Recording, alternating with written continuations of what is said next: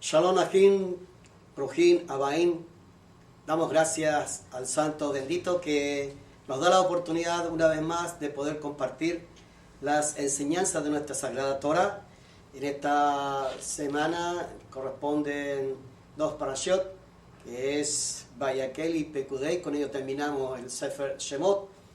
Y quisiéramos en esta oportunidad el poder tomar del parashá Vayakel en el capítulo 38, en el verso 8, lo que nos quiere enseñar nuestra Sagrada Torah, referente a una de las ordenanzas del Santo Bendito.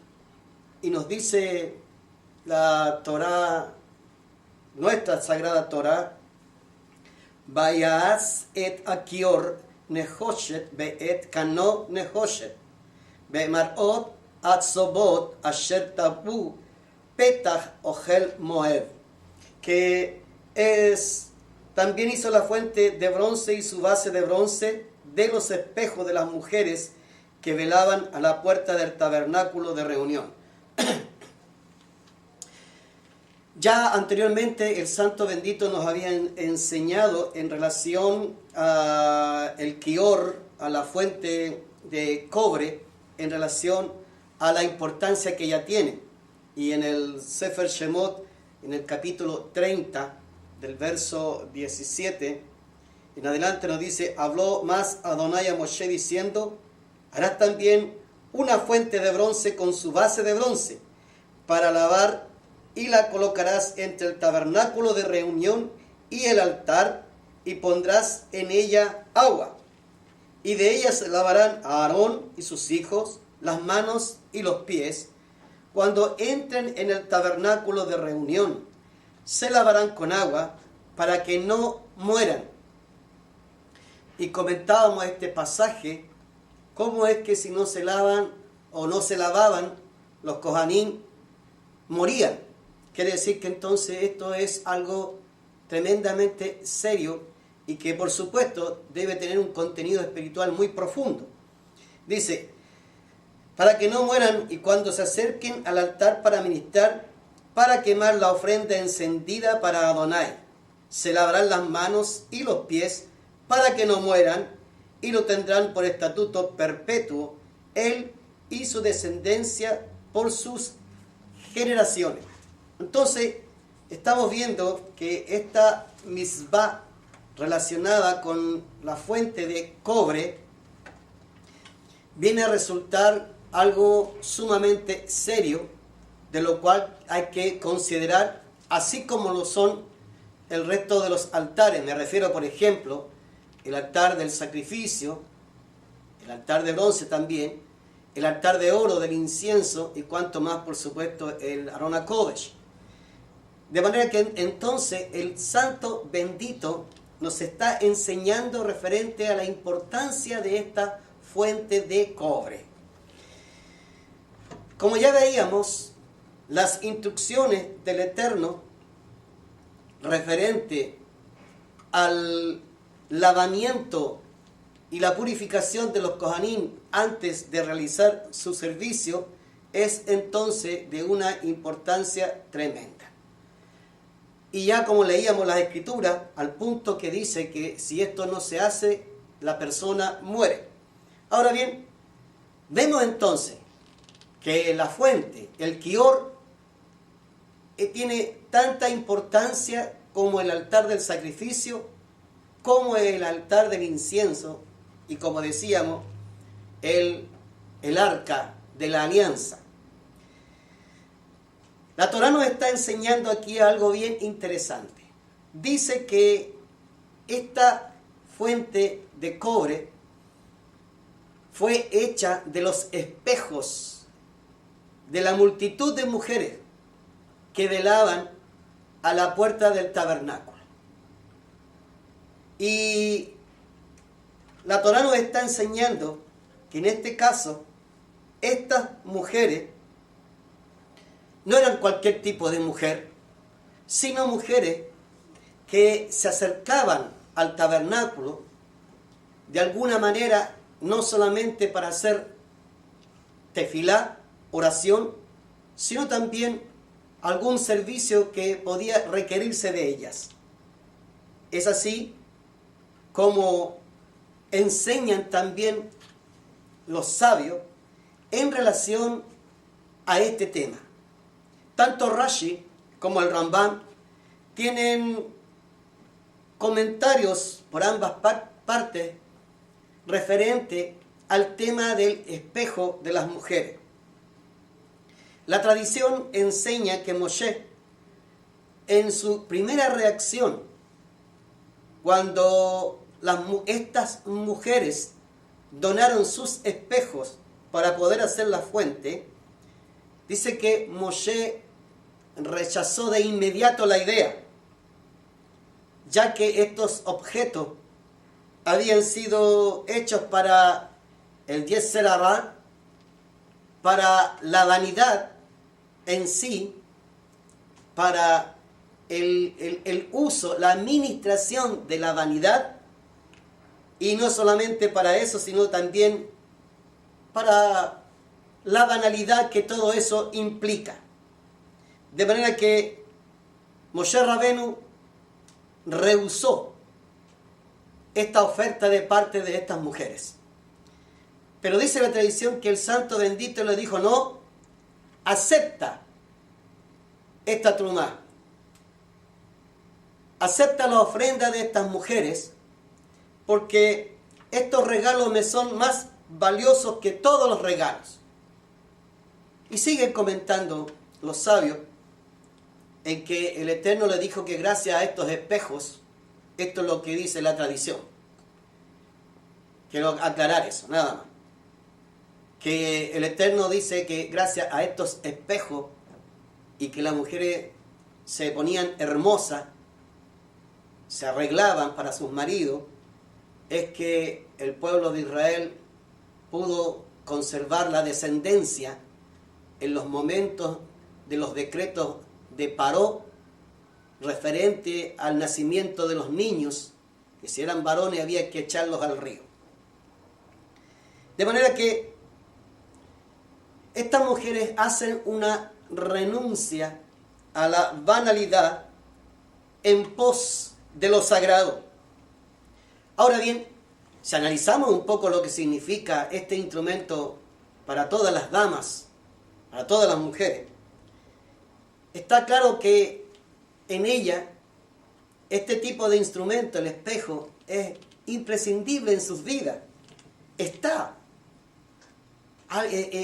inserto en lo que son propiamente tal, lo que es la mujer, en cuanto a que siempre se está arreglando y siempre deben tener cerca o a la mano un instrumento, un objeto como esto. Está por supuesto en la casa, está también en el auto, en el vehículo, está también en el bolso que ella usa en la cartera. Eso es imprescindible. Y la verdad es que muchas veces resulta un tanto cómico el ver, por ejemplo, cómo se van arreglando en la locomoción, qué sé yo, cosas por el estilo. De manera que realmente resulta interesante el hecho de que este tipo de mujeres hayan hecho la renuncia a este tipo de objetos. Ahora bien, vemos también en esto que el Eterno ha considerado el trabajo de las mujeres para la construcción también del Mishkan, para la construcción del tabernáculo. Nos dice nuestra Sagrada Torá que no solamente los varones sabios de corazón, sino también las mujeres, también ellas trabajaban hilando, haciendo ese tipo de trabajo para la construcción del Mishkan.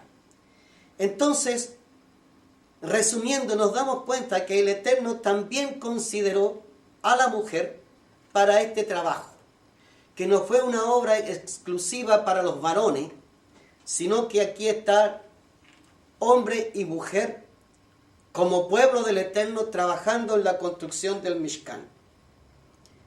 Esto nos viene a enseñar que la Torá no discrimina a las mujeres en el trabajo o en el servicio del templo. Siempre se nos critica que de alguna forma el judaísmo tiene un dejo de machismo. No podemos negar que en algunos casos aparentemente el tema se ve de esta forma. Pareciese que así es. Pero debemos considerar que el judaísmo tiene diferentes ramas y no todos ministran de la misma manera o sirven de la misma manera o viven el judaísmo de una misma forma. Pero a nosotros nos interesa lo que nos enseña nuestra sagrada Torá, y la Torá nos muestra que la mujer tiene participación en la construcción del Mishkan. Debemos dejar en claro que los roles no pueden cambiarse, que se debe entender que la administración de la palabra de la Torá le ha sido dedicada al varón. El Eterno a él le ha dado la responsabilidad. Pero eso no quiere decir que la mujer no tenga participación, insisto en esto, dentro de lo que es el servicio o en la construcción misma del tabernáculo. Entendiendo que estamos construyendo la casa del Eterno, como nos enseña el Shaliach Kefa, que cada uno de nosotros somos una piedra viva que junto a otros vamos levantando, formando, edificando la casa del Santo Bendito. Ahora bien, no solo eso, ya tenemos el hecho de que los espejos que son para verse, para mirar, de ahí viene la palabra de Ma'arot, para verse a sí mismo, han sido donados de parte de estas damas, de estas mujeres, y que con ellos se confecciona la fuente de cobre. Y aquí hay algo tremendamente interesante. Fíjate que el cobre, el agua, los espejos nos están enseñando la importancia de la purificación, de la limpieza, antes de servir al Eterno. En el agua nos reflejamos, así como en el espejo, y podemos ver nuestros rostros, ver nuestras imperfecciones en ello, y que conforme a lo que nos muestra podemos corregir lo que no está bien en nosotros. De manera que el agua de la fuente viene a enseñarnos que es un tipo, un símil de nuestra sagrada Torá. Las Escrituras nos enseñan un tanto al respecto. El Salmo 119:9, ahí nos enseña, nos dice, con qué limpiará el joven su camino, con guardar tu palabra. Y quisiera leer un texto que está en el Brit Hadashah, en Efesios, capítulo 5, verso 26. Pero vamos a comenzar del 25, donde nos dice: maridos, amad a vuestras mujeres, así como Mashiach amó a la Cajal y se entregó a sí mismo por ella, para santificarla, habiéndola purificado en el lavamiento del agua por la palabra. De manera entonces que aquí el Santo Bendito nos está enseñando que nuestra sagrada Torá viene a ser también esta fuente en que cuando nos vemos, como decía, vemos, ¿no es cierto?, las imperfecciones que cada uno de nosotros tiene. Cabe también una pregunta, por ejemplo, ¿por qué el Eterno ordenó que esta fuente fuese de cobre? El cobre es un metal que tiene características muy especiales, que no solamente tiene esas características, sino que también tiene beneficios para el ser humano. Por ejemplo, ayuda al sistema inmune, al sistema nervioso y óseo. Es esencial para nuestra vida, ayudando en la prevención contra la anemia, las manchas en la piel, acné, dermatitis. Tiene efectos antimicóticos y antimicrobianos. Fíjese usted los beneficios del cobre. Y no solamente eso, hoy se están confeccionando ropas de vestir, calcetines, qué sé yo. Y no solo eso, sino que también sábanas, fundas de almohada, para contrarrestar las infecciones de la piel. De manera que estamos viendo entonces que a través de este metal y a través de esta fuente, el Eterno está guardando también al sacerdote de tener enfermedades, de contraer enfermedades infecciosas. Eso nos enseña lo cuidadoso que es el Santo bendito y cómo Él nos rodea de estos beneficios que tienen un porqué, como decíamos, mucho más profundo de lo que nosotros podemos pensar. La fuente podría haber sido de cualquier otro material, pero el Eterno dijo que debía de ser de cobre. Ya estamos viendo el porqué. Ahora bien, amén de eso, el cobre en el tabernáculo representa juicio.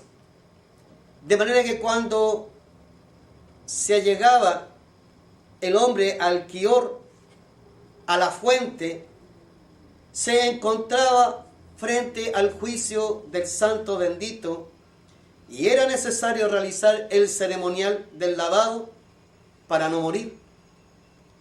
De manera que cuando se efectuaba el lavamiento, se llevaba adelante entonces no solo la purificación, sino también la santificación del sacerdote. Esto nos enseña de que en realidad no es tan así como el hombre piensa que puede acercarse al Eterno, que puede llegar al Eterno. El hombre cree que apoyado en su justicia, en sus méritos, en lo que él hace, en lo que él realiza, puede llegar, puede acercarse al Creador sin ningún problema. Es así como algunos, haciendo buenas obras, pensando que solo en dar sedacá tiene el camino abierto, los cielos abiertos, así también como se da el caso en otras creencias, en otras religiones, que hay personas que donan todo lo que tienen, que dejan establecido ahí en un testamento sus propiedades y riquezas para que eso le pueda servir de alguna manera de poder redimir su vida, sus pecados y tener la entrada libre hacia el Olam Jabá. Pero la Torá es clara al respecto. La Torá nos enseña que la justicia del hombre es como trapos de inmundicia, que no podemos acercarnos conforme nuestra propia justicia, lo que hacemos, lo que pensamos o lo que cada uno dice, sino como está establecido en nuestra Sagrada Torá. Ahora también hay un detalle interesante. El Eterno nos da la ubicación donde debe estar puesto la fuente. Y dice que es entre el altar del sacrificio, y la entrada a la casa, al tabernáculo. Ahí debe estar la fuente. Bien, fíjese usted que si analizamos bien la dirección que el Eterno les dio a los diferentes altares, todos están en una línea.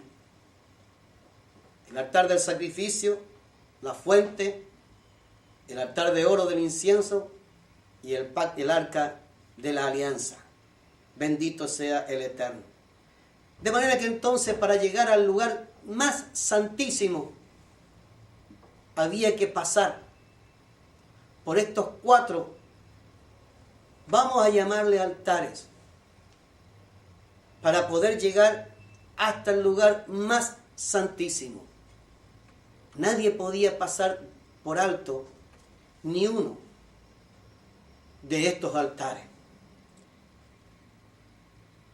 De lo contrario, el servicio no servía, y no solamente eso, sino que el que se acercaba a manera propia, no conforme lo establecido por el Eterno, solamente tenía como resultado su muerte.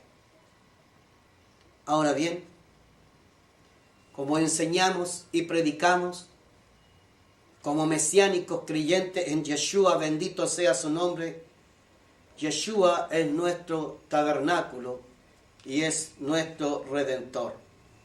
Él es el camino al Padre. Ponga atención, porque en el patio entonces estaba, antes de entrar a la casa, el altar del sacrificio y la fuente de bronce, que es donde estaba el agua para la purificación. Y aquí vemos una figura fuerte y preciosa, potente, de nuestro santo y bendito Mashiach, para decir que Yeshua es el verdadero tabernáculo del Eterno, que Yeshua es el Redentor y que Yeshua es el único camino al Padre. En la Besorá de Yohanan, de Juan, Evangelio de Juan, capítulo 19, verso 34, la palabra nos dice: pero uno de los soldados le abrió el costado con una lanza, y al instante salió sangre y agua. Los mismos elementos que estaban en el patio antes de entrar a la casa, en una línea, formando un camino.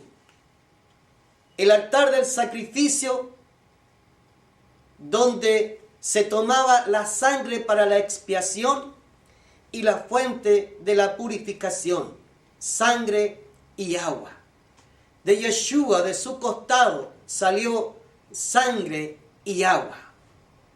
Las Escrituras nos están enseñando claramente que Yeshua es el Redentor, que Yeshua es el sacrificio perfecto, que su sangre derramada en el madero es la que lava, limpia y la que perdona todo tipo de pecado, incluso los pecados de muerte.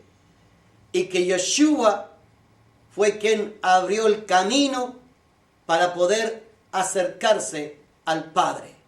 Como bien lo declaró, nadie va al Padre, nadie viene al Padre si no es por mí. Esto es lo que enseña la Escritura, y esto es lo que realmente vale. El resto es cosa de hombre. Shalom.